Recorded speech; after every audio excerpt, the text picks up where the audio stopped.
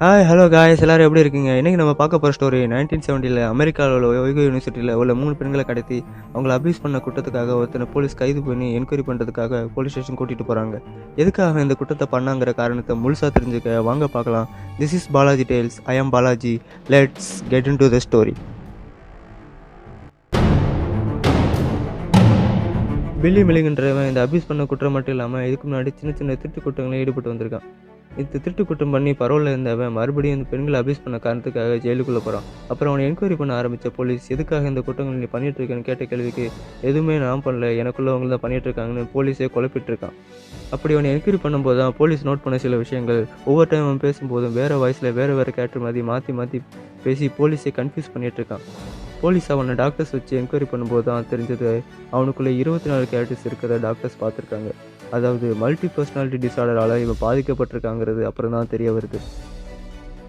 பில்லி Millikan 1975 மியாமியில் உள்ள ஃப்ளோரிடாவில் டொரோத்தி மற்றும் Johnny மாரிசனுக்கு பிறக்கிறாரு. இவரோட அப்பா ஜானி குடிப்பழத்துக்கு ரொம்ப அடிமையான ஒருத்ததுனால தன் குடும்பத்தை கூட நல்லா கவனிச்சது கிடையாது.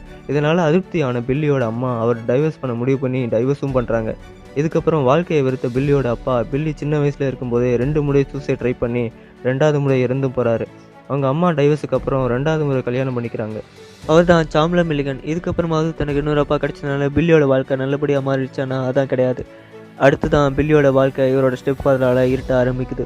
இதுக்கப்புறம் பில்லியோட ஸ்டெப் ஃபாதரான சாம்லா மில்லிகன் பில்லியை டார்ச்சர் பண்ணுறாரு. எந்த மாதிரினா பிசிக்கலி மென்டலி அபியூஸ் டார்ச்சர் பண்ணி ரொம்ப கஷ்டப்படுத்துறாரு. இதை பொறுக்க முடியாத பில்லி தனக்குள்ளே இன்னொரு வழியை ஏற்றுக்கிற மாதிரி ஒருத்தர் இருந்தால் நல்லா இருக்குன்னு யோசிக்கிறாரு. இதுக்கப்புறம் தான் தன்னோட 5 வயசு இருக்கும்போது தனக்குள்ளே இன்னொரு பர்சனாலிட்டியை உருவாக்கி அவங்க அப்பாவோட டார்ச்சர்லாம் அந்த கேரக்டர் ஏற்றுக்க ஆரம்பிக்குது.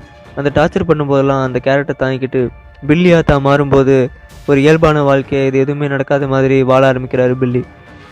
இதுக்கப்புறம் பில்லிக்குள்ள ஒவ்வொரு கேரக்டராக உருவாக ஆரம்பிக்குது. அது அப்படியே போக 22 மல்டிபிளஸியாக பில்லிக்குள்ளே உருவாகுது. இதுக்கப்புறம் சுச்சுவேஷன் ஏற்ற மாதிரி ஒவ்வொரு கேரக்டராக பில்லிக்குள்ளே வந்துட்டு போகுது. ஆனால் அந்த 24 பர்சனாலிட்டிஸில் பில்லியை கவுன்சிலிங் பண்ண டாக்டர்ஸ் பொதுவாக பார்த்த அடிக்கடி பில்லிக்குள்ளே வந்துட்டு போகிற 8 முக்கியமான பர்சனாலிட்டிஸ் என்னென்னு பார்ப்போம். ஃபஸ்ட்டு பில்லி மில்லிகன். இந்த 24 கேரக்டருக்கும் இதுதான் கோர் பர்சனாலிட்டி. ஒவ்வொரு டைமும் பில்லி இந்த கேரக்டர் பாடி டேக் ஓவர் பண்ணும்போது யாரோ என் உடம்பையும் டைமையும் யாரோ திருடினதா மன வருத்தத்தில் தான் எப்போதும் சூசைடு தாட்டில் இருப்பதா பில்லி சொல்கிறான். 2வது ஆர்த்தர். இந்த கேரக்டர் ஒரு பிரிட்டிஷ் ஆக்சனில் ஃப்ளூயண்டாக இங்கிலீஷ் பேசக்கூடிய கேரக்டராகவும் அது மட்டும் இல்லாமல் சயின்ஸில் எக்ஸ்பர்ட்டாகவும் ரொம்ப நாலேஜபிள் பர்சனாக இருந்ததா டாக்டர் சொல்கிறாங்க. 3வது ரேஜன். இந்த கேரக்டர் தான் பில்லி அதிகமாக திருட்டு கூட்டத்தில் ஈடுபட வச்சது. அது மட்டும் இல்லாமல் இந்த பர்சனாலிட்டி ஃபைட்டு கன்னு நல்லா ஹேண்டில் பண்ணக்கூடிய கேரக்டராக இருந்ததுனால இந்த கேரக்டர் தான் பில்லிக்குள்ளேயே கொஞ்சம் மோசமான கேரக்டராக இருந்திருக்கு. 4வது ஆலன். இந்த கேரக்டர் எப்படின்னா எல்லாரும் தன்னோட பேச்சால் தன்வசப்படுத்தி ஏமாத்துறதுல எக்ஸ்பர்ட்டான கேரக்டராகவும் மெயினாக அவுட் சைட் வேர்ல்டில் பீப்புளோட கம்யூனிகேட் பண்ண இந்த கேரக்டர் அடிக்கடி பில்லியை டேக் ஓவர் பண்ணியிருக்கு. 5வது டாமி. இது ஒரு எஸ்கேப் ஆர்டிஸ்டாக மட்டும் இல்லாமல் மியூசிக் வாசிக்கிறது, பெயிண்டிங் பண்ணுறது, இது போல் எக்ஸ்ட்ரா கரிக்குலர் ஆக்டிவிட்டீஸில் கை தேர்ந்த ஒன்றா இந்த டாமி கேரக்டர் இருந்திருக்கு. 6வதாக பார்க்க போகிறது தான் டேனி. இந்த கேரக்டர் தான் ஆரம்பத்தில் நான் சொன்ன மாதிரி பில்லி தான் 5 வயசில் இருக்கும்போது பில்லியோட கஷ்டத்தை தாங்கிக்கிட்ட கேரக்டர். அதோட இந்த கேரக்டருக்கு நேச்சுரலாகவே பயந்த சுபாவம் கொண்டது ஒன்றா இருந்திருக்கு. அதனால் ஆச்சரியம் என்னென்னா பில்லிக்குள்ளே இருக்க 24 கேரக்டர்ஸும் தனக்குள்ளே கம்யூனிகேட் பண்ணுவாங்க. அதில் இந்த கேரக்டர் பில்லிக்குள்ளே இருக்க வைலண்டான கேரக்டர்ஸ் எல்லாமே டேனியை பயமுறுத்தி இருந்திருக்காங்கன்னு டாக்டர் சொல்கிறாங்க.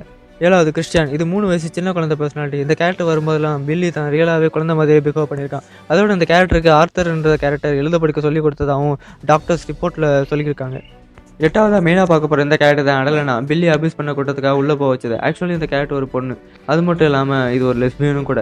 பில்லிக்குள்ளே இருக்கிற 24 கேரக்டர்ஸ்லேயே அன்புக்காக எங்கின கேரக்டராக அந்த கேரக்டர் இருந்ததாகவும் பில்லியை கவுன்சில் பண்ண டாக்டர்ஸ் சொல்லியிருக்காங்க. இந்த மாதிரி பில்லியை எக்ஸ்பர்ட்டான டாக்டர்ஸை வச்சு கவுன்சிலிங் பண்ணதுனால பில்லி பண்ண குற்றங்களில் தன்னோட சுயநல பண்ணலைன்னு டாக்டர் ப்ரூஃபோட பில்லியோட லாயர்ஸ் தன்னோட வாதத்தை வச்சு பில்லியை நான் கில்ட்டின்னு இந்த கேஸ்லேருந்து வெளியில் கொண்டு வராங்க. இந்த மல்டி பர்சனாலிட்டிஸ்னோட காரணத்தை வச்சு வெளியில் வந்த வரலாற்றில் முதல் கேஸ் இதுதான்னு சொல்லப்படுது.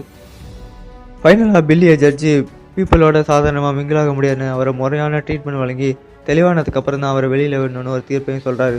ஸோ அதுக்கப்புறம் பில்லி பல டாக்டர்ஸால் கவுன்சிலிங் கொடுக்கப்பட்டு August 1, 1991 அவரோட மல்டிபிள் டிஸார்டர்லேருந்து கம்ப்ளீட்டாக குணமானதாக சைக்காலஜிஸ்ட் ஹாஸ்பிட்டல்லேருந்து அவர் ரிலீஸ் பண்ணுறாங்க.